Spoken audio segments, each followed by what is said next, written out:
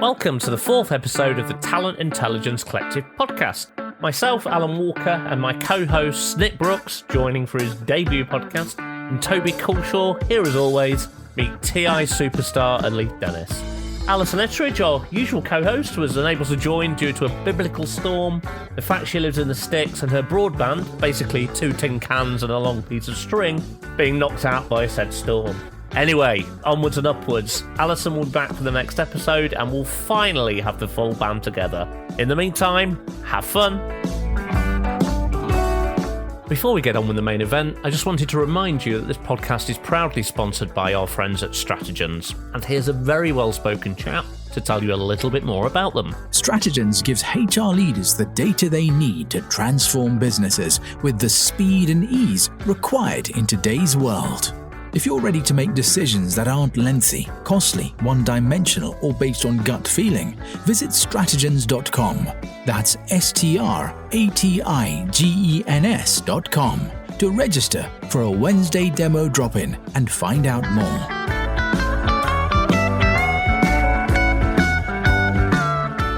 So, welcome to the fourth episode of the Talent Intelligence Collective podcast. Yay! I'm Alan Walker, semi-professional amateur podcast host and absolutely know nothing about the world of talent intelligence. Now, thankfully, I'm delighted to have with me today my co-host, Toby Culshaw from Philips, currently, and Nick Brooks from Microsoft. Yes, a new name for you there. And our usual co-host, Alison Ettridge, unfortunately has been blown away by Storm Francis, like Mary Poppins off into the wind. She will be back for the next episode, I'm sure. How are we all? Very good, thank you. Doing great. Glad to be here. Excellent. We do also have our special guest with us, Alethe, and we'll come on to her in a moment. So, as we're only at podcast number 4, let's do another quick round of intros. Nick, you've joined from now on as a permanent co-host, so why don't you go first and perhaps kick us off by telling us about those newborn twins of yours are getting on.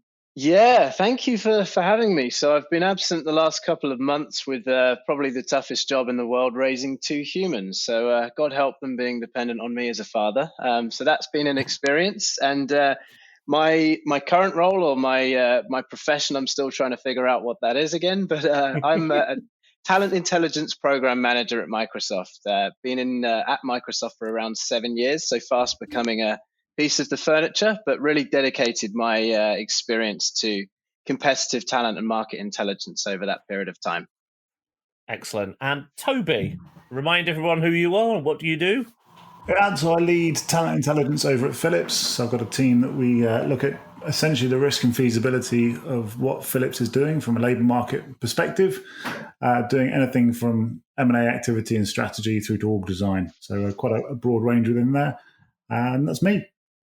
Excellent. Love your work, guys. And of course, we also have our guest with us, Alethe Denis. Is it Denis, Alethe, or Denis? Is it more exotic? How should I pronounce your surname? It is Portuguese, but you can absolutely use Denis. We've kind of made it simple for the world by just going with Denis. Okay, cool. Well, hello. And you're very much part of the show from this point forward. So why don't you introduce yourself to the audience? Of course. My name is Alethe, and I work in the market intelligence department at ManpowerGroup in Talent Solutions, which is one of the ManpowerGroup family of brands.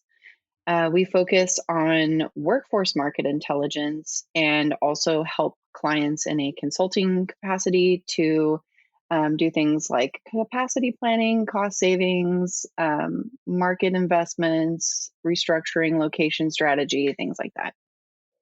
Awesome, thank you. We're going to hear a lot more about you and what you're into a little bit later on. And it's great to have you on the show. Feel free to jump in, speak up, kickstart a mutiny, take over the show, whatever you like. I'm easy as we go through. Don't me.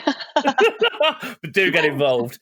So for those that are listening, here's how the next 40 minutes or so are going to pan out. In a second, Toby is going to lead us through a discussion of some of the more interesting happenings in the world of talent intelligence, news, views, industry insights, shameless self-promotion, that type of thing.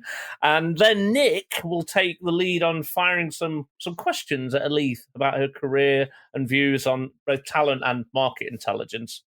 And from episode 5, I promise we'll have a new section that Nick will take ownership of.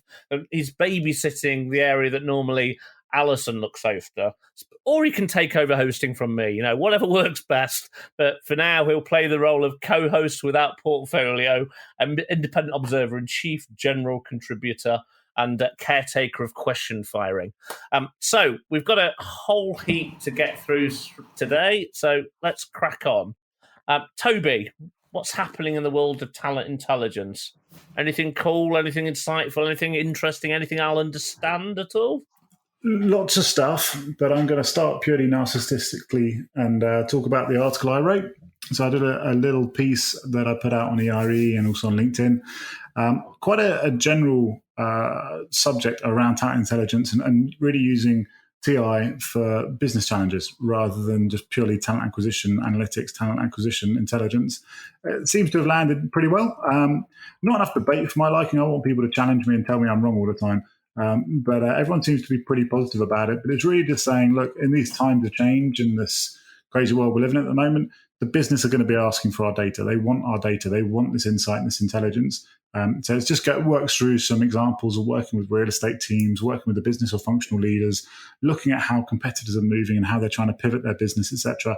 And luckily, it touches on a couple of areas around things like OTIN and human, which I know we're going to have one of the global experts on talking about it later. So I'm really excited about today's session. But that's an interesting little easy read to start with.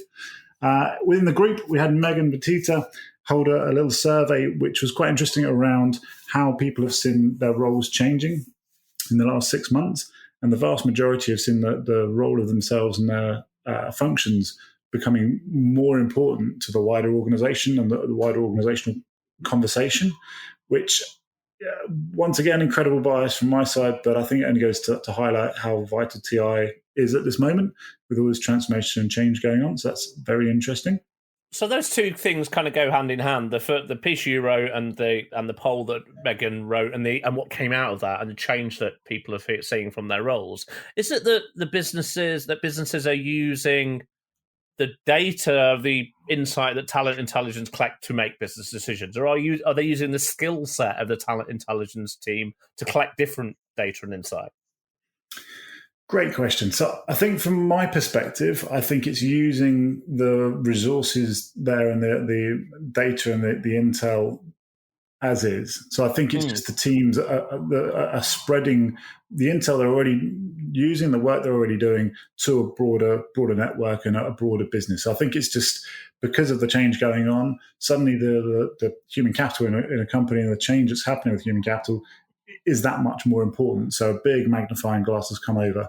I'd love to hear others' views there, because it could be that in other organizations, the actual individuals are having to change skills or stretch skills or use their skills in other ways that I just haven't seen. So it could be either or, but for myself, it's been the former. Okay. What about you, Nick? Are you seeing a change?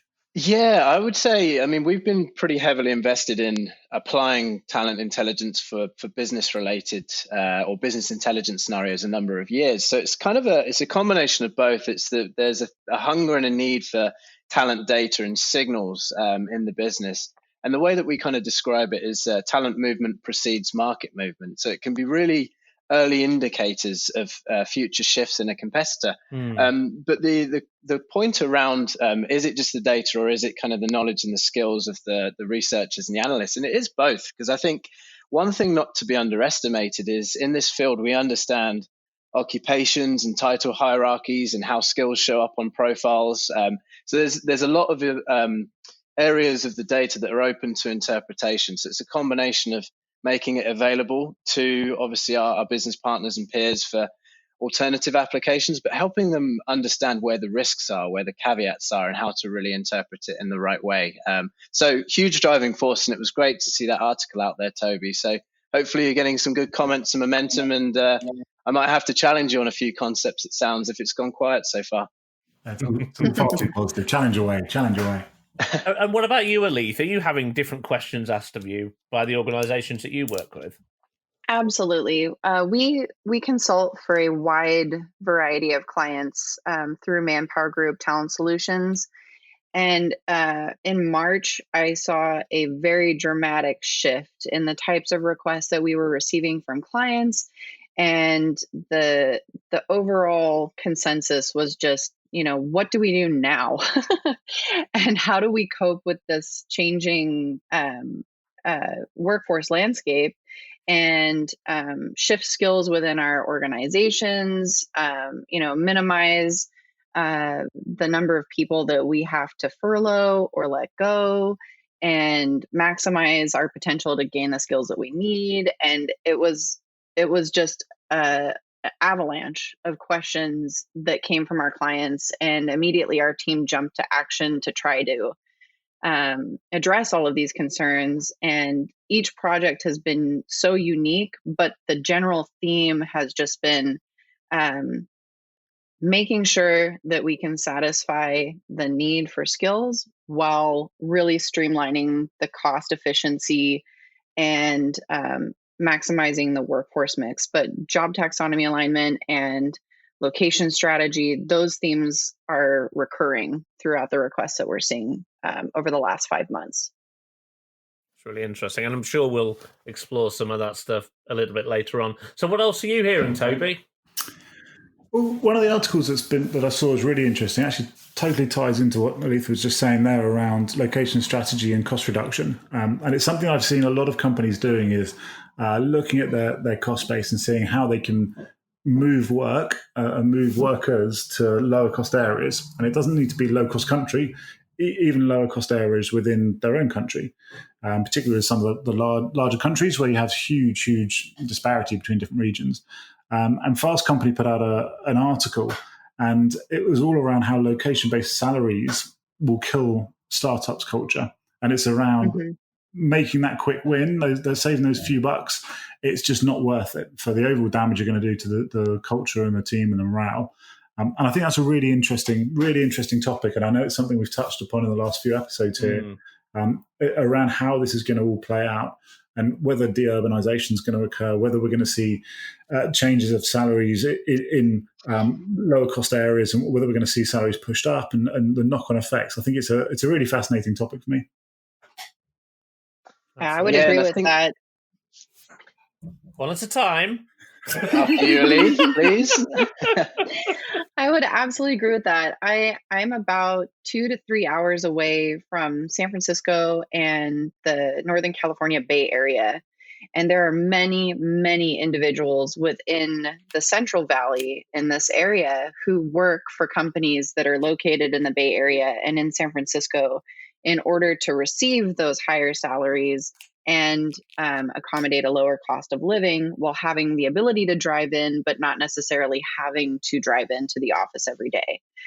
So I think that will have a dramatic impact on those families and individuals who are reliant on the telecommuting and the ability to have those big city salaries in a more affordable rural area.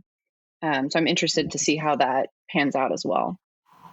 Absolutely. And I think the other thing I'm fascinated to see is how much of this is permanent and how much is organizations mobilizing in a more temporary fashion, so enabling flexible work. And because there's a lot of complexity involved enabling employees to work from anywhere or maybe have no fixed abode, which relates to compensation and benefits, things like medical care in the United States, for example. So, it's going to be really interesting to see out, to your point, Toby, this deurbanization effect, which is definitely happening, but how much of it may reverse in a future kind of post-COVID world or otherwise. So lots to keep our eye on. Absolutely. So I think we've got time for one more piece of news or activity, Toby. Last one for the day. There was a really good article that was by the Next Web, and it was all around Facebook and their AI research center.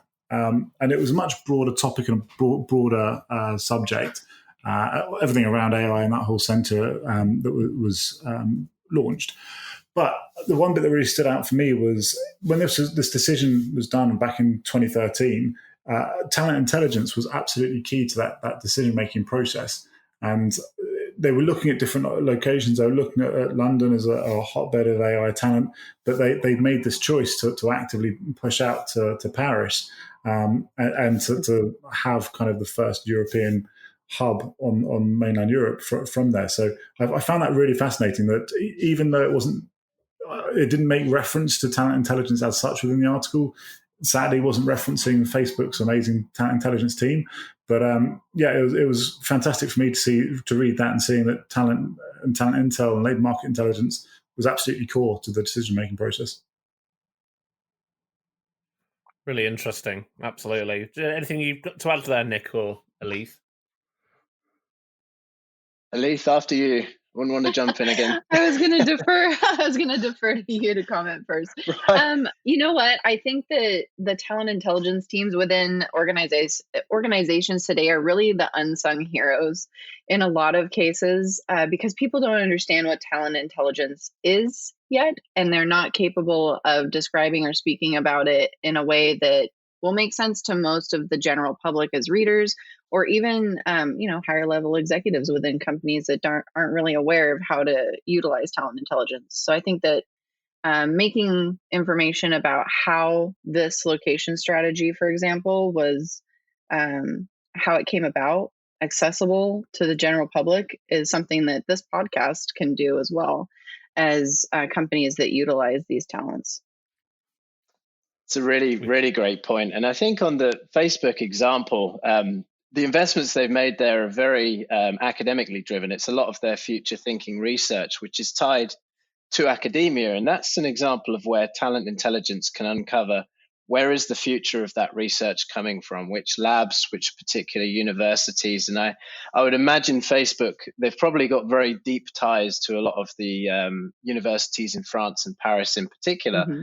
But they will know kind of what are the themes around reinforcement learning, for example, and the future of artificial general intelligence, which is a really fast-growing area in France in general across the academic system. So there are ways that TI can really uncover that through white papers, through research publications, and just understanding individuals and professors across the top institutions. So hugely valuable. And again, that it can play into a pretty key location strategy.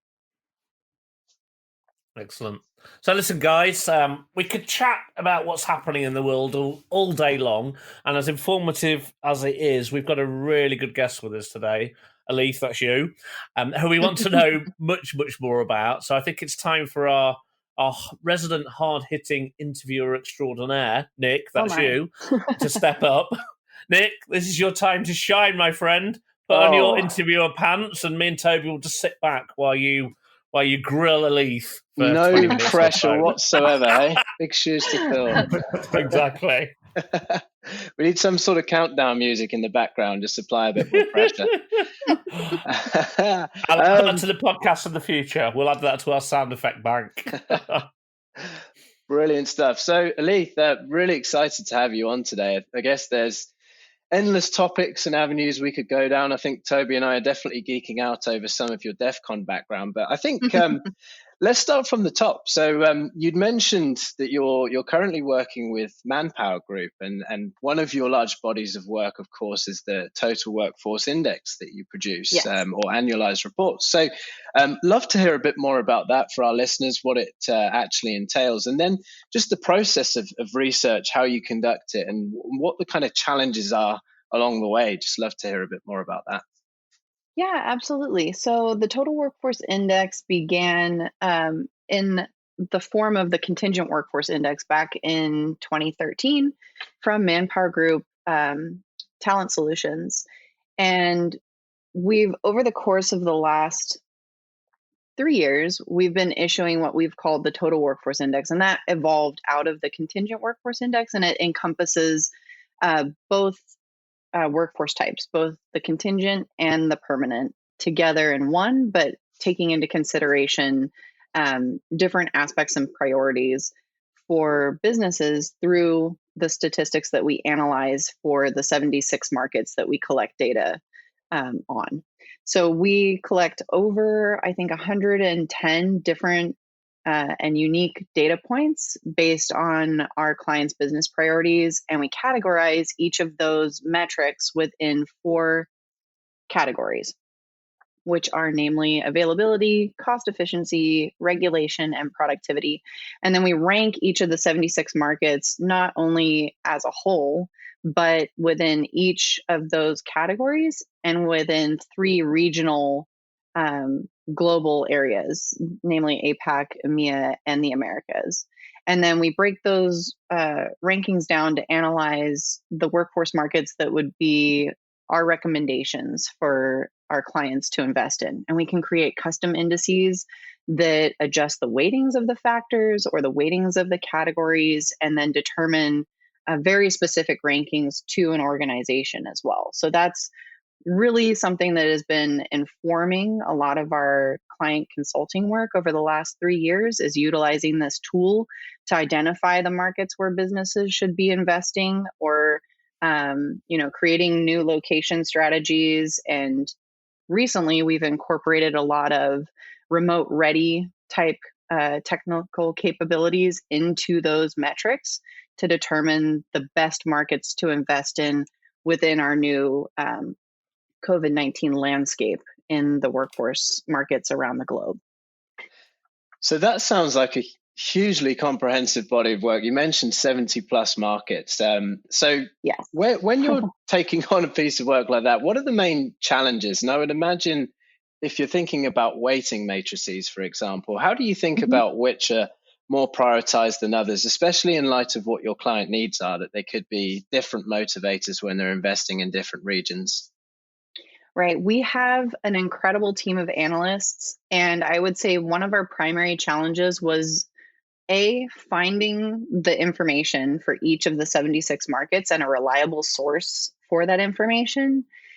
B, collecting that information in a way that makes it comparable and to place each market on an even footing when we're ranking them. There has to be a way to standardize that data, which was also a challenge early on.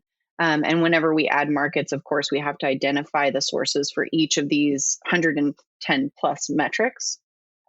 So my team does an incredible job at sourcing that data and then collecting it into one resource.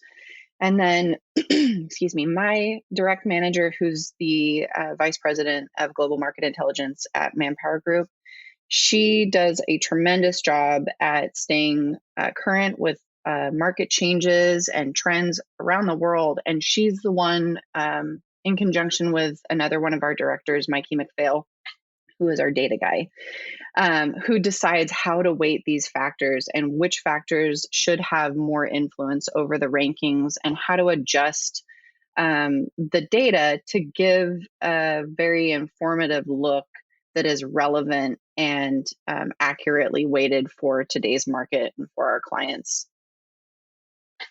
It's a pretty comprehensive process in terms of how you think about leaders obviously verifying the different weighting factors. So it sounds like you're pretty pivotal to your company. So we're not expecting you to expose any sensitivities at all. But of course not. Love to hear a bit more about the types of customers you engage, be it by industry or sort of functional areas. And aside from location strategy, are there any other kind of unique use cases that you see in how they apply this workforce index? Oh, absolutely. We have a variety of different industries and, roles and problems really represented within our client consulting work. Most recently, we had a major manufacturer that had to fill a very large volume of roles very quickly to satisfy a new demand. And our team was tasked with finding these individuals at a very, base level. Like, where do we find the talent? Where do we find these skills? How do we put people to work? And that is really the primary objective and mission of ManpowerGroup, is putting people to work and giving people meaningful work.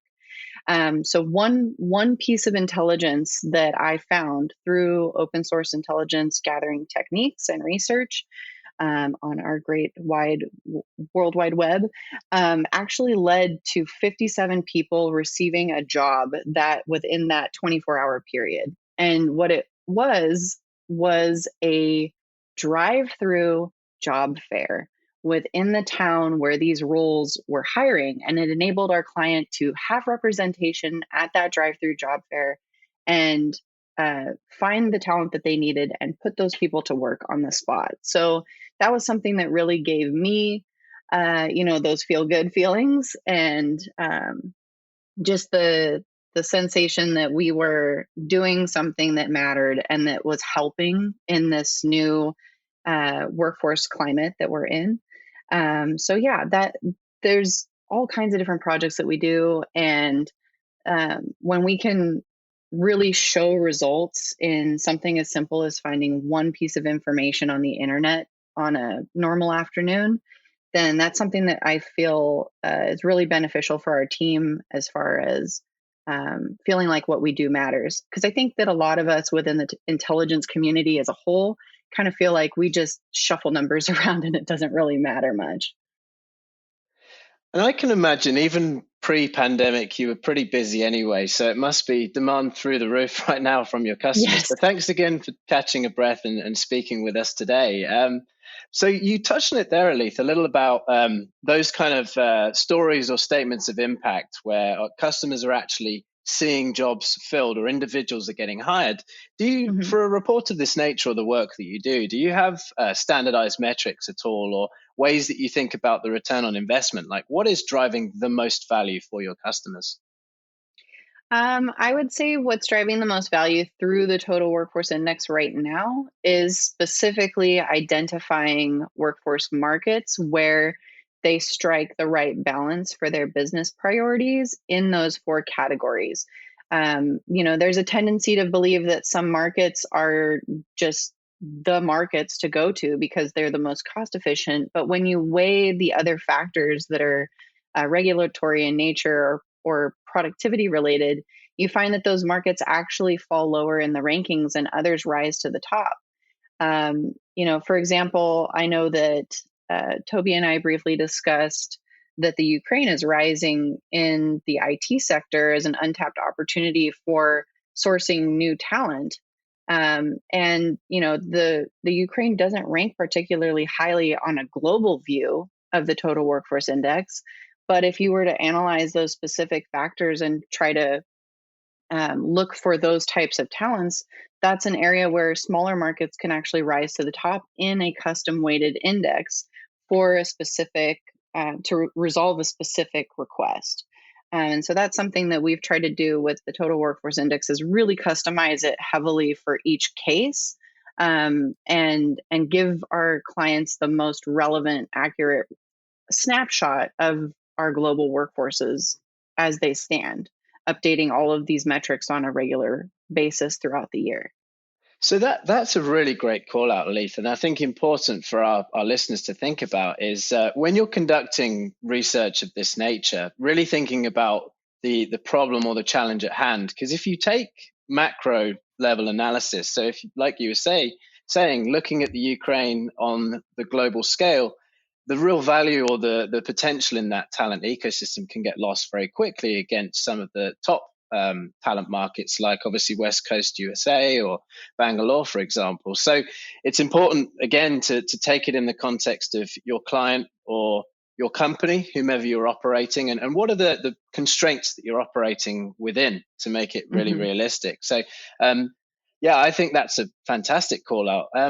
Before we switch gears into another topic, I just wanted to see Toby, Alan, any other questions? Toby, I know this is a topic close to your heart, so fire away. It was just less of a question, just a point, though. I completely agree around that contextual piece, and I think it's something that we often see within talent intelligence when we're working with partners is they'll just drive straight away to either talent availability or cost savings. And that's the 2 drivers they really kick towards as a natural, because that's what they understand. That's what they immediately grasp. So I think there's that contextual view that you're saying, Alethe, is really, really important. And I think it's where talent intelligence professionals can really challenge the business and challenge ways of working and really see the value out of what they do is by challenging and bringing these other markets to the table and looking at different ways of looking at the problem. And I think that's really, really important. And I think it's something that it often goes under the radar, and it's hard to do. But I think it's a great piece of work, really, really good bit of work. Yeah, absolutely agree. Yeah, it sounds fantastic. I'll definitely be paying more attention to your work in future. So thank you for taking the time to share. So let's switch gears a little bit. We're going to talk a bit more about the world of open source intelligence, or also known as OSINT for short. So I think there's probably many listeners on this call not familiar with the term. It's something that we leverage pretty extensively at Microsoft. But Alethe, would you be willing to share a bit more about what OSINT means to you, your organization, and really how you apply those concepts on a day-to-day?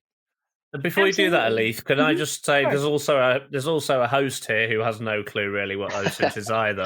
So I'm desperate to know. And some other stuff I saw on your LinkedIn profile when I was doing the usual stalker thing, Alethe. So you talk about Trace Labs competition and DEF CON as well. So if you could cover all of those things in one foul swoop, that'd be awesome.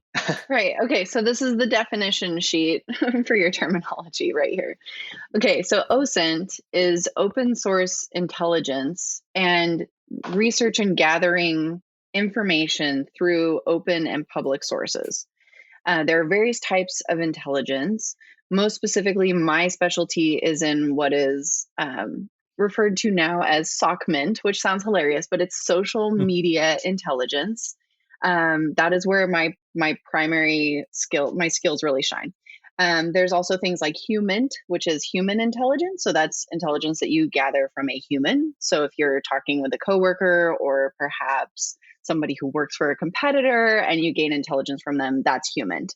But OSINT is kind of the broad umbrella over all of these different types of public open source intelligence resources. And that can be everything from, LinkedIn, Insights, and other platforms that can be paid or unpaid.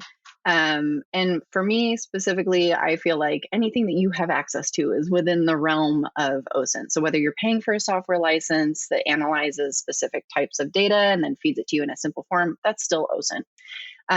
Within the context of things like competitions, which I'll get into in a minute, those things may be ruled out as admissible, but and strictly limited to stuff that is available on the web at no cost. But talking about DEF CON is a hacking conference. It is the largest hacking conference, longest running as well, on the globe. It is held in Las Vegas, Nevada each year.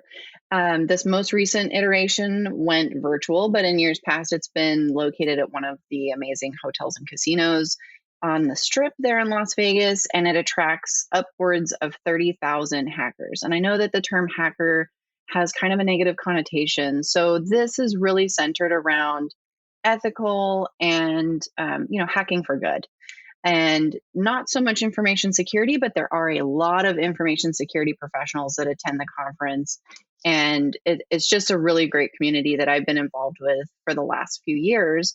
And I fell in love with the community and specifically the social engineering village, which is a kind of like a department, but they call them villages within DEF CON's conference. And it's run by a gentleman by the name of Christopher Hadnagy, who is also the founder and CEO of a company called Social Engineer.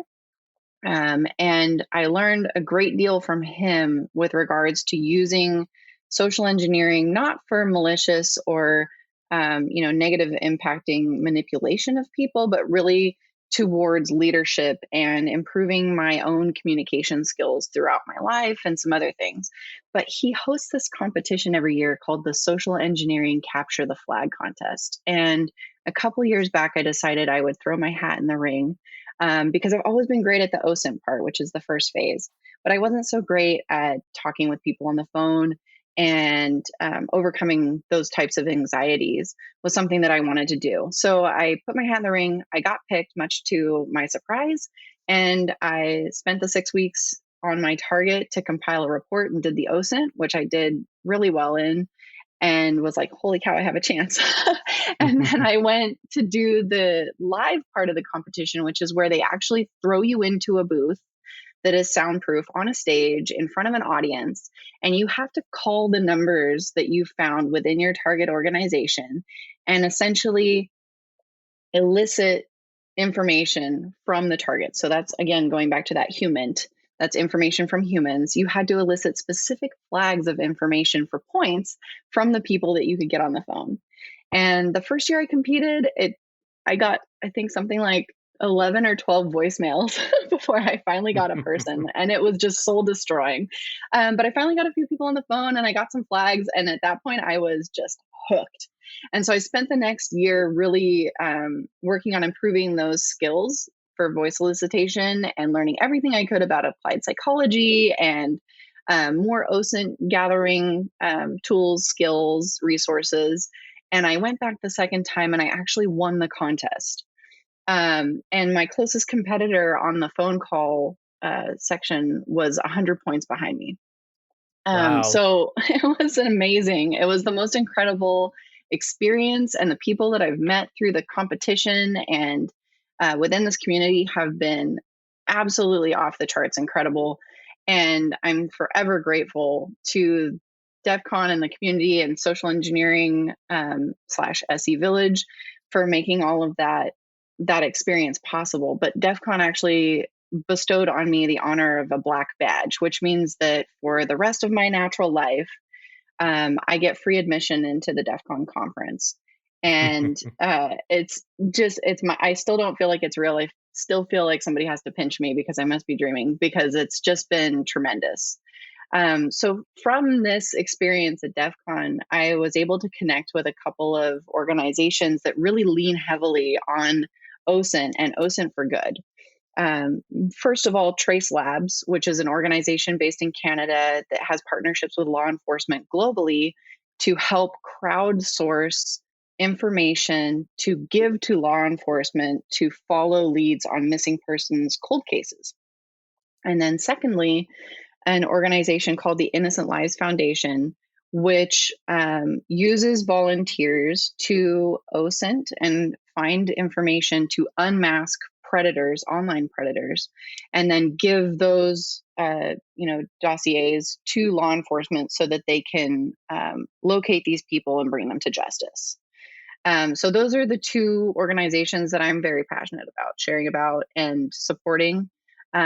Trace Labs does a monthly OSINT CTF where they crowdsource the information and they gamify the missing persons cases to really drive awareness, but also get engagement from the community. And they have, over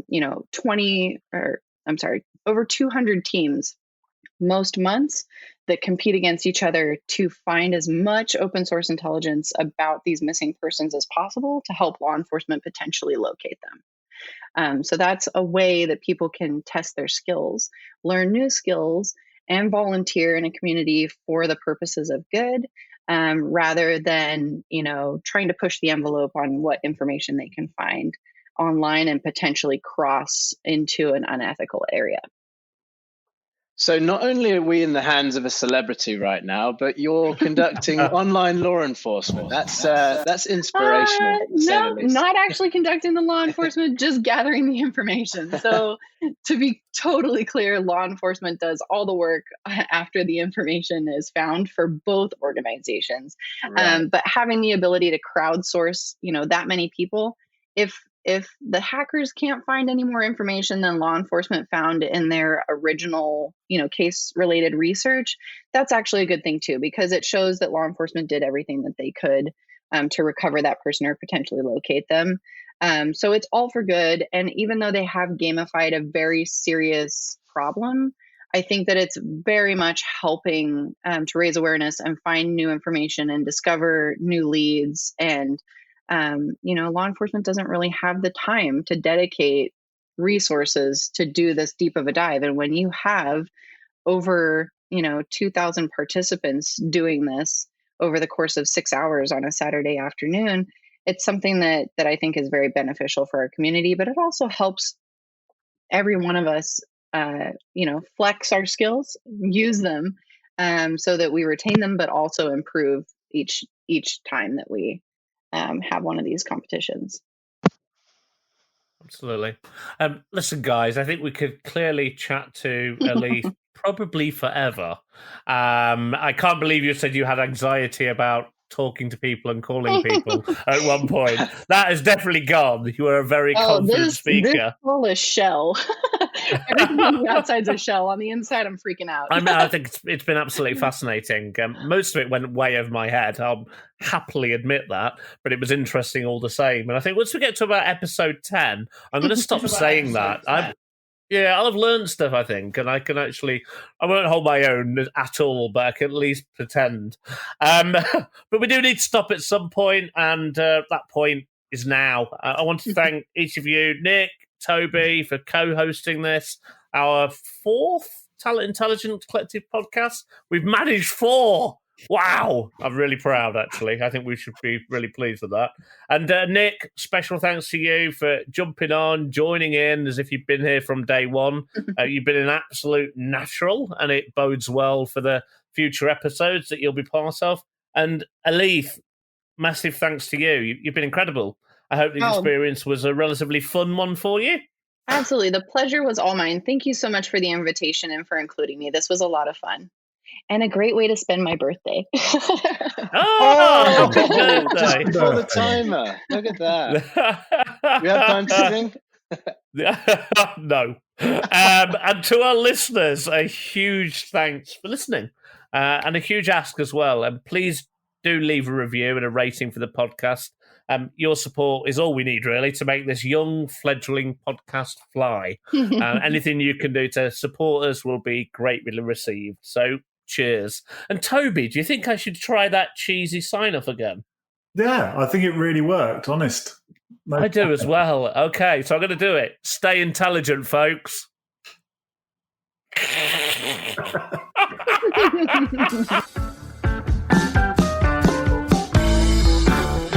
Thanks for listening. Before you go, I wanted for the last time to remind you about our generous sponsor, Stratagens.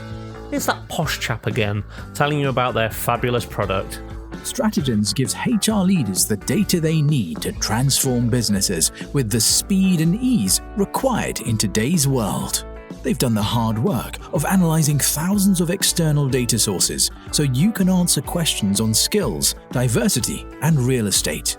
Stratagens enables quicker business decisions about workforce and workplace in a way that is refreshingly simple and revolutionary in its logic.